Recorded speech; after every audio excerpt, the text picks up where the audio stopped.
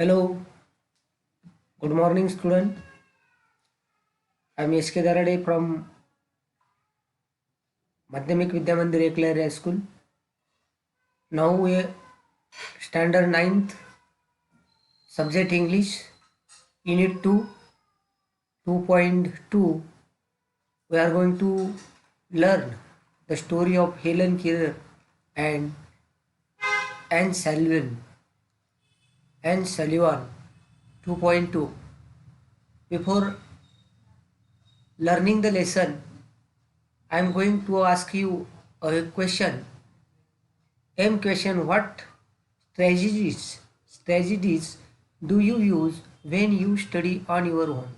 जेव्हा तुम्ही स्वतः अभ्यास करता तेव्हा तुम्हाला कोणकोणत्या अडचणी येतात? Read the book aloud, memorise answers, copy readymade answer.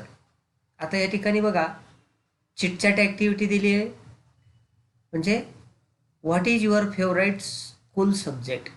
There are many school subject.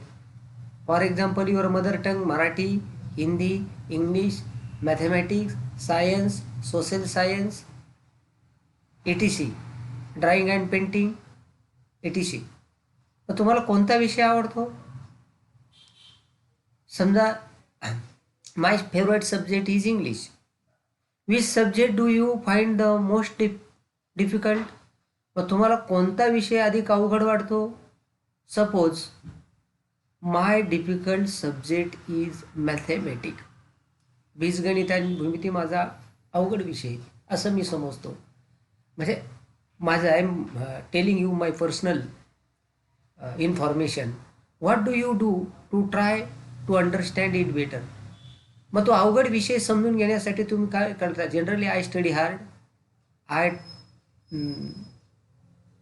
Try to ask my teacher many problem about the subject. Can you help you? मग ते हेल्प टू यू ते तुम्हाला मदत करता. Yes, generally students are helped by teachers. Can you help me too? तुम्ही मला मदत करू शकता का? असे प्रश्न विचारले. Discuss the challenges that people have to face due to disabilities.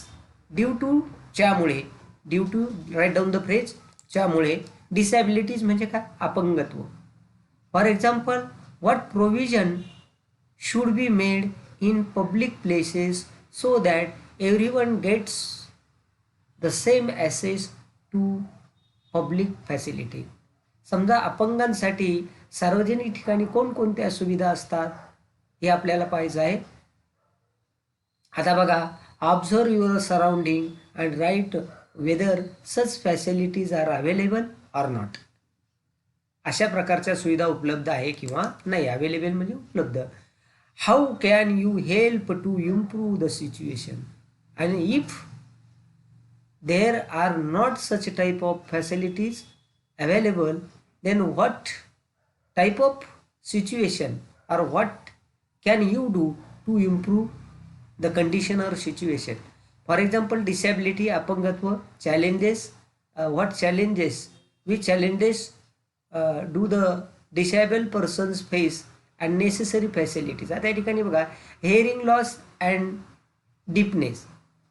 hearing loss, deafness म्हणजे the person who cannot listen, the person who cannot listen, ज्याला आपण बहिरा असा अपंगत्वाचा प्रकार आहे. याच्यामध्ये लिसनिंग प्रॉब्लेम त्याला आहे. Learning and spoken words problem, त्याला शिकता येत नाही, ऐकू येत नाही. मग या ठिकाणी अशा प्रकारच्या teaching aid should be provided, teaching facilities should be provided. Then vision loss means blind person who cannot see anything or anyone clearly, that person is called blind. Blind म्हणजे आंधळेपणा. विजन लॉस म्हणजे दृष्टी गमावलेले. त्याच्यानंतर या ठिकाणी दिलं आहे वा फ्रेंडिंग, त्याच्यानंतर वॉकिंग, टॉकिंग, असा ब्लाइंड त्याला म्हणजे वॉकिंग प्रोग्राम म्हणजे म्हणजे ज्याला आपण काय म्हणतो वॉचिंग प्रॉब्लेम असे असतात. मग त्यांना such persons,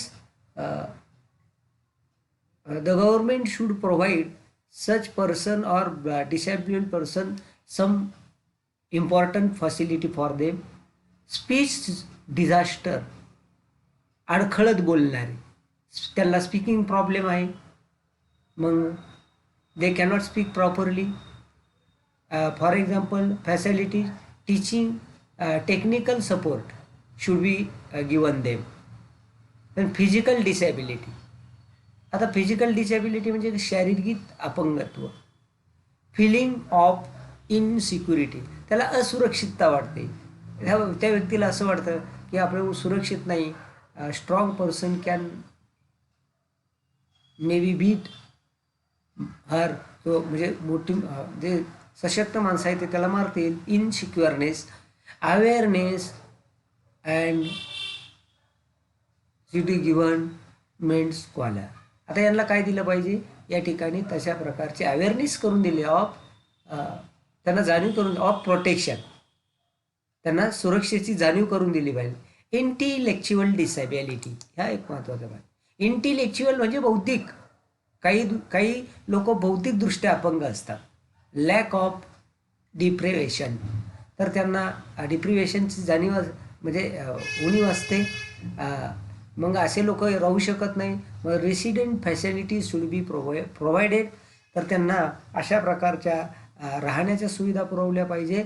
लर्निंग डिसऑर्डर, आता लर्निंग डिसऑर्डर म्हणजे काही जण शिकू शकत नाही, मग त्यांना काय, they do not get good job, आणि त्यांच्यामुळं मग त्यांना चांगली नोकरी मिळत नाही. दे cannot do any business, they cannot do anything properly, and that's why they will be supported by the government. Economic support should be given such type of person. Then I am going to start the lesson. Before starting lesson, I am going to ask you some questions. You have to find out the answer from the story Helen and Annie Sullivan. Now question number 1, when did Helen Keller become ill? When did Helen Keller become ill? Helen Keller आजारी केव्हा पडली? What was any सॉल्वेन, आणि Annie सॉल्वेन ही कोण होती, म्हणजे what type of relationship was between Helen Keller and Annie Sullivan. Question number 3, when did Annie Sullivan meet her, आणि Annie सॉल्वेन नावाची जी स्त्री आहे ती तिला केव्हा भेटली. Guess the meaning of immeasurable,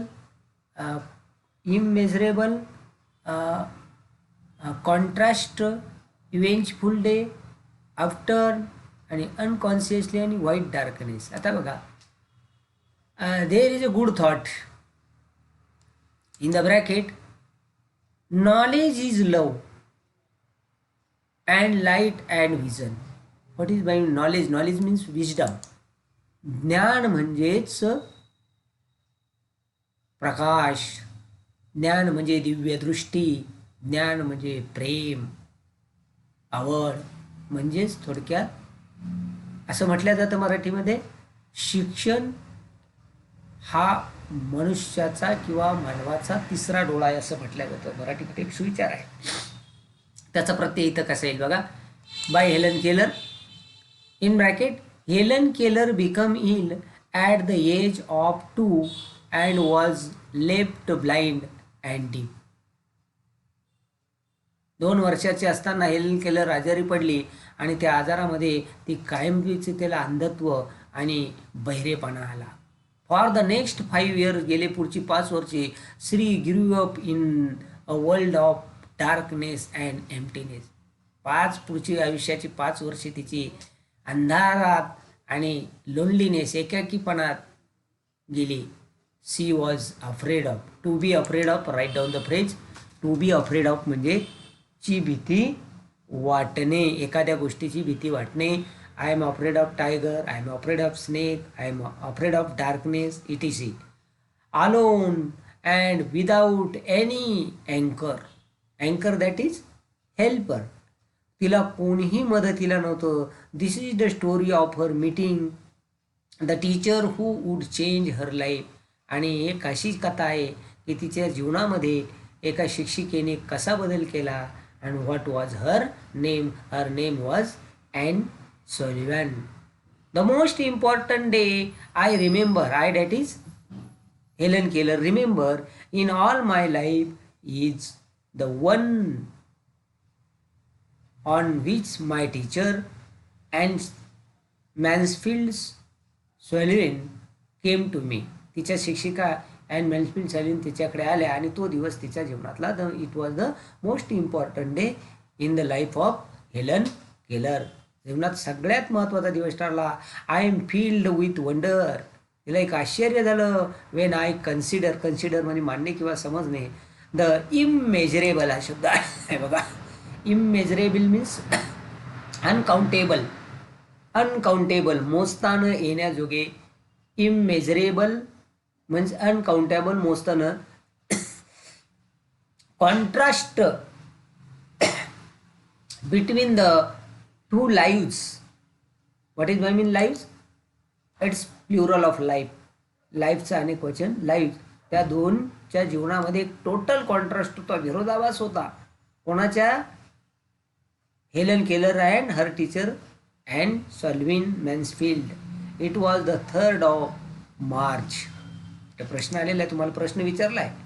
3 March 1887, 3 months before I was 7 years old, when her teacher met her. At that time Helen Keller was 7 years old. त्या टायमाला हेलन केलर ही 7 वर्षाची होती. On the afternoon of that eventful day, that is wonderful day, तो एक चांगला दिवस, तिच्यात आश्चर्याचा दिवस. that is Helen, the porch म्हणजे पडवी. डम अँड एक्सपेंड, गप्प उभी होते. I gazed visually from my mother's side. मला असं वाटलं की आईच्या हालचाली मला जाणवल्या. And from the hurrying to and fro, write down the phrase, इकडून तिकडे मागे पुढे. इन द हाऊस, इकडून तिकडे मी जायची यायची, म्हणजे आई इकडून तिकडून जायची यायची. That something unusual was about to happen, परंतु इतर दिवसांपेक्षा काहीतरी एक वेगळं झालं. So I went to the door, मी दरवाज्यात गेले. And waited on the step, आणि मी त्या पायऱ्यांवर वाट बघत बसले. काय झालं बघा, what did happen next. The afternoon sun penetrated the mass, penetrated वर्षाव करणे, penetrated the mass of honeysuckle. Honeysuckle हा एक वेलीचा प्रकार आहे. दॅट कवर्ड द पोर्च, त्या वेलने तो त्यांची ती पडवी पूर्ण आच्छादली होती. And fell on my upturned face, पूर्ण चेहरा असा तिचा उजाळलेला चेहरा झाकून गेला होता. माय फिंगर्स लिंगर्ड, अशी हालचाल करू लागले almost unconsciously on the familiar leaves, त्या परिचित पानांवर. अँड ब्लॉझम्स, ती तो झाडाचा भर. Which had just come for means for to greet म्हणजे काय, टू वेलकम, WELCOME, स्वागत करणे. द स्वीट साऊथर्न स्प्रिंग, दक्षिण शरद ऋतूचं म्हणजे स्वागत करण्यासाठी ती वेल फुलली होती. I did not know what the future held on marvel of surprise, मला माहीत नव्हतं की काय घडणार आहे फॉर मी. अँगर अँड बिटरनेस, राग आणि कडवटपणा had preyed upon me continuously for weeks, माझ्या आठवड्यानं. And a deep languor had succeeded this passionate struggle. राहिलेला बघा आपण विद्यार्थी मित्रांनो पुढच्या व्हिडिओमध्ये पाहणार आहोत.